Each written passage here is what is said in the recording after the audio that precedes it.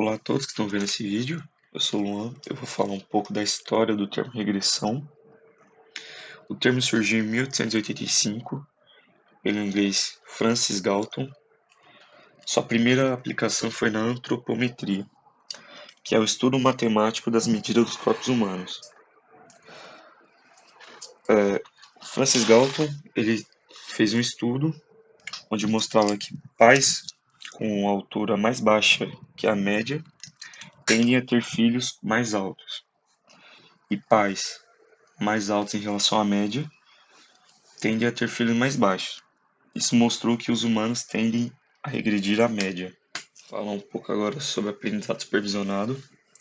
Ele é aplicado quando você tenta encontrar uma relação entre a variável de alvo, que é a variável que a gente quer prever, e a variável independente, que é a grandeza que vai ser manipulada. Ela tem influência direta na variável de alvo. Uma das características mais importantes do aprendizado supervisionado é o uso de dados rotulados durante o treino do modelo.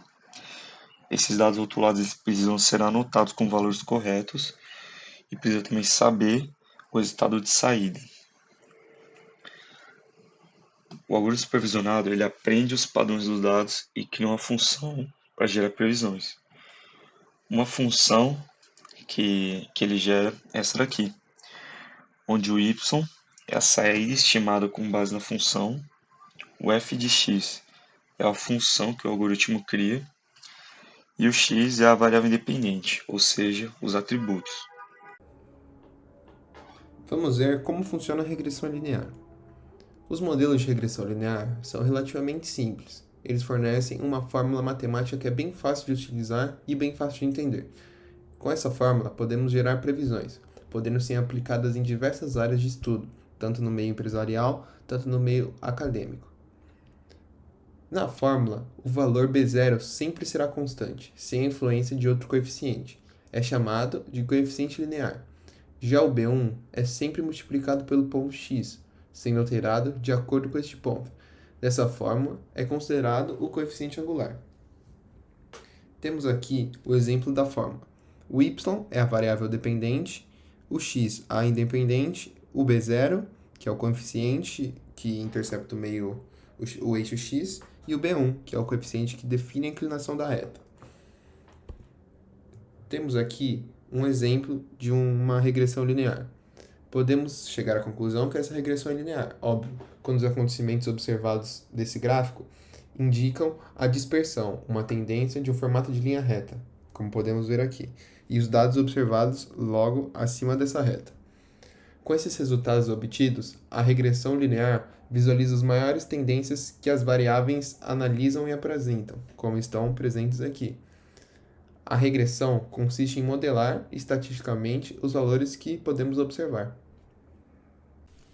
Com isso, a regressão linear pode ser usada em diversos cenários, seja para estimar a altura de uma pessoa ou prever a venda de um produto e até mesmo definir a tomada de decisão de uma empresa. A sua predição é bem simples e fácil de entender. Neste exemplo aqui, temos uma correlação forte, pois os pontos têm pouca dispersão, e é uma correlação positiva, pois o y da equação é crescente. Temos outros exemplos, como a primeira imagem onde não há nenhuma correlação, a segunda onde temos uma correlação fraca, a terceira temos uma correlação mais forte, e a última imagem temos uma correlação perfeita com praticamente nenhuma dispersão. Olá a todos que estão assistindo, eu sou o Felipe. O dataset que utilizamos para produzir o trabalho foi desenvolvido a partir da StockX. O que é a StockX? É um mercado online revendedor, principalmente de tênis.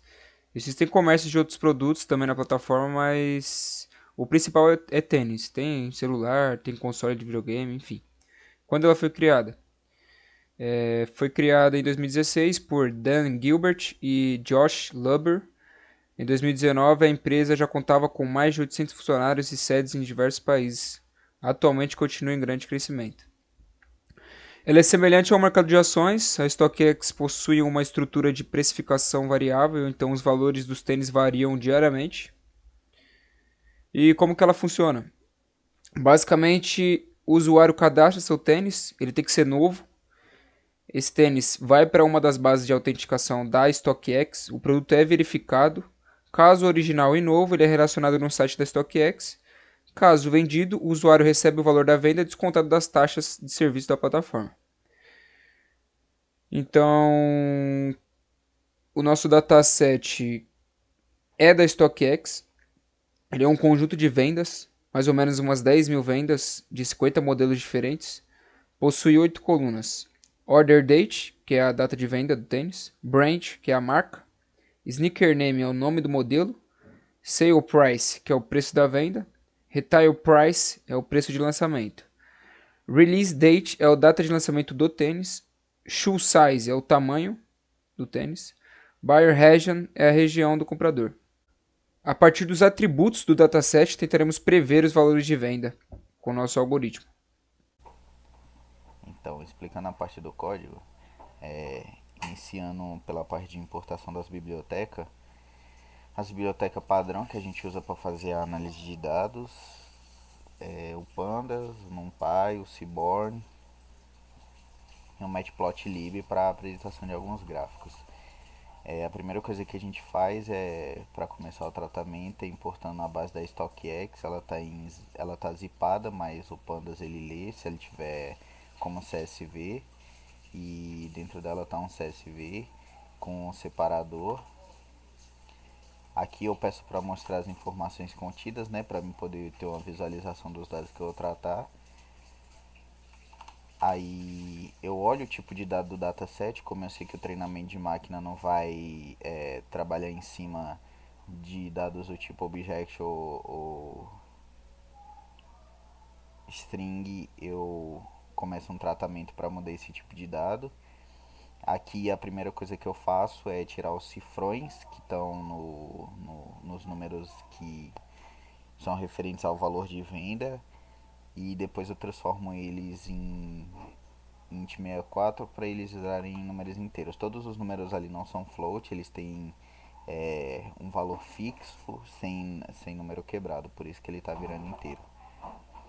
Aqui é para remover todos os traços e manter somente o nome de tênis, porque aqui a gente pode ver que os nomes de tênis eles têm traços, e eu quero eles só com nome para poder melhor, para eles virarem uma categoria depois.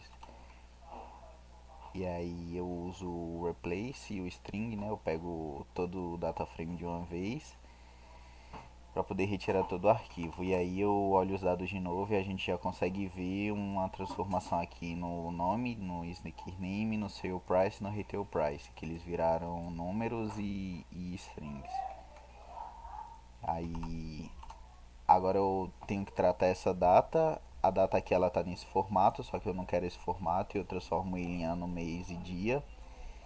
E aí isso para depois, no próximo tratamento, né, aqui ele virou date time, mas no próximo tratamento eu transformo isso numa string.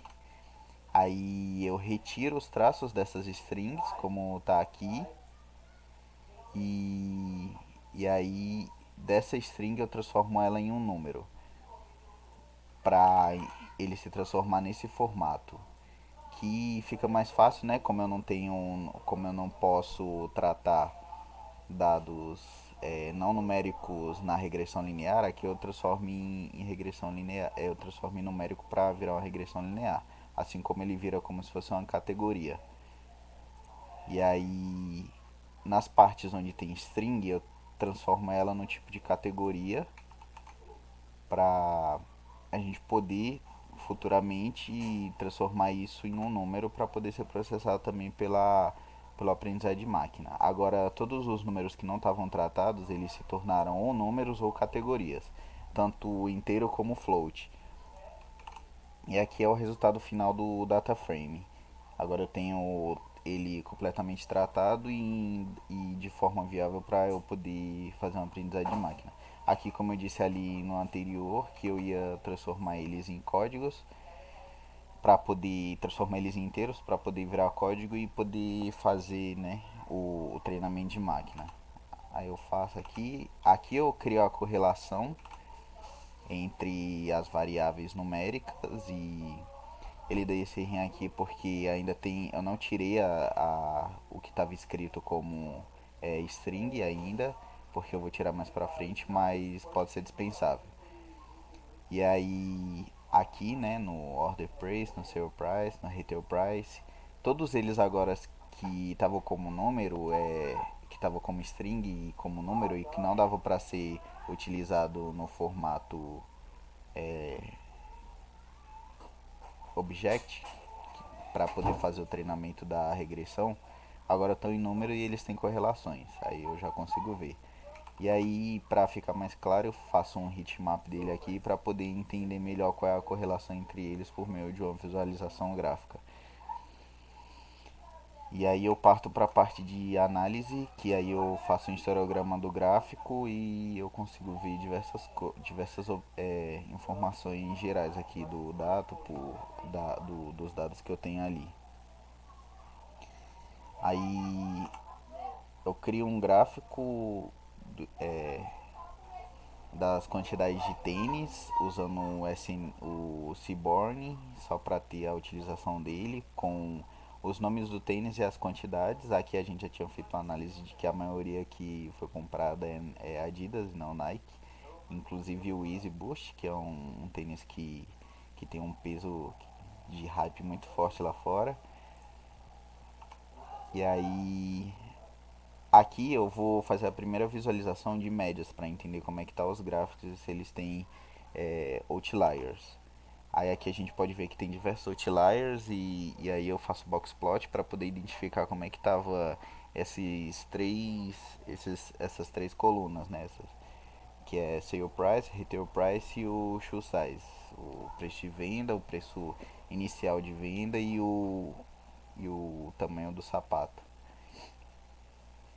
Aí depois eu faço uma cópia desses dados para outro data frame para eu poder manter o anterior tratado. E aí eu uso um método de interquartil com a função para ele poder identificar os outliers e remover eles de dentro daquele data frame de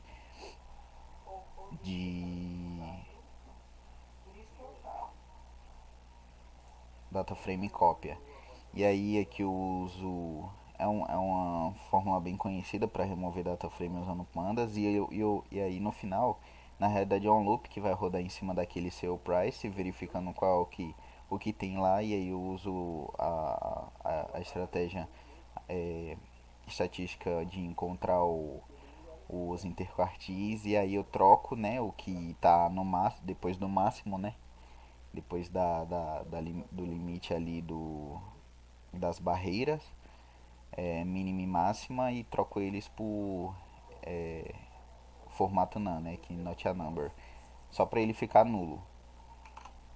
E aí nisso eu consigo ver quantos outliers tinha dentro da base de quase 1 milhão de dados e depois disso eu tiro todos esses outliers para poder ficar totalmente tratado para poder jogar dentro do aprendizado de máquina para poder fazer o treinamento. Aí aqui eu apresento, né? Tem uma diferença aqui entre o que estava antes e o que está agora. Agora a gente tem menos outliers na parte que na nossa variável de entrada. E aí eu entro com a parte de normalização. Eu normalizo três variáveis que são o nome do sapato, a marca e a região de compra, que foram três que eu mantive e transformei em categorias.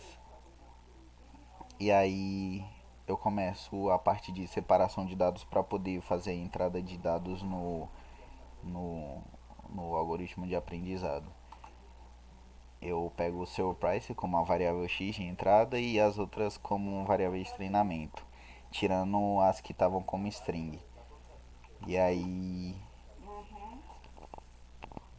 aqui eu coloco dentro do modelo para ele poder fazer o treinamento utilizando a divisão entre treino e teste. pegando 80% para treino e 20% para teste. Aí depois eu jogo esse modelo que foi treinado dentro de uma regressão linear. E aí eu peço para ele predizer. Aí aqui a gente tem os valores de predição de como é que vai ser a saída de dados depois do treinamento. E aí a gente entra na parte de intercept, coef, para a gente poder ver dados mais informacionais da parte do treinamento, de como é que foi a análise que o aprendizado de máquina fez. E por fim as validações, que a gente tem o score, né, o R2 aqui, que ele é o mais utilizado para poder medir a precisão de um modelo de regressão linear. E por fim a gente olha os erros e a precisão que nosso modelo tinha nessas últimas duas partes aqui.